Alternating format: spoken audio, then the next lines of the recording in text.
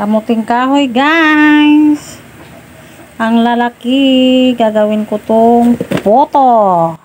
Bigay ni Bayaw na kamuting kahoy ay masarap, malalaki.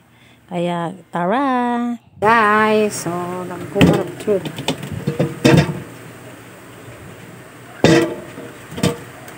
Tapos na natin nabalatan, no? Kaya kailangan naman natin ay hugasan. Kailangan na malinis para mas maganda tingnan. O ayan na, magkayudkod na tayo mga guys. Napaka-social ang aking mga ginagamit na kayudkod. Nakita nyo naman mga my guys, ang liit. Pero tiyaga lang, successful naman pagkatapos ay nakaraos din. O diba, kuskus talaga modra. Para pang merienda. O kahit minsan nakuyudkod na yung kamay, okay lang mga my guys, dagdag seasoning.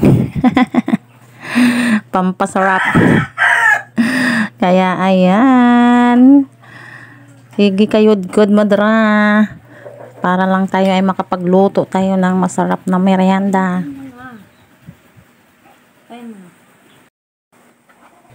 At ayan na guys, tapos na namin nakudkod, ay kailangan na naman naming pigaan. Tanggalan natin ang katas. Ayan guys, ay mga buo-buo na, tinanggalan na ng katas.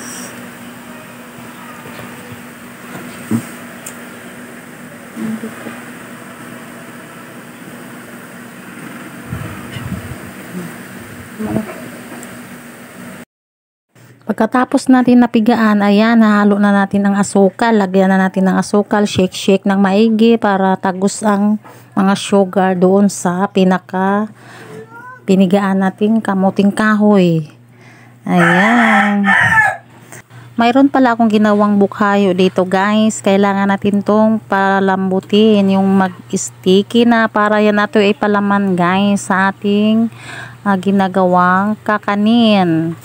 Yan, kailangan siya ay magiging mas tamis na matamis para ito ang magdadala ng tamis sa ating lulutuin. Ayan na guys, nakaluto na tayo. Ang sarap ng ating kakanin guys.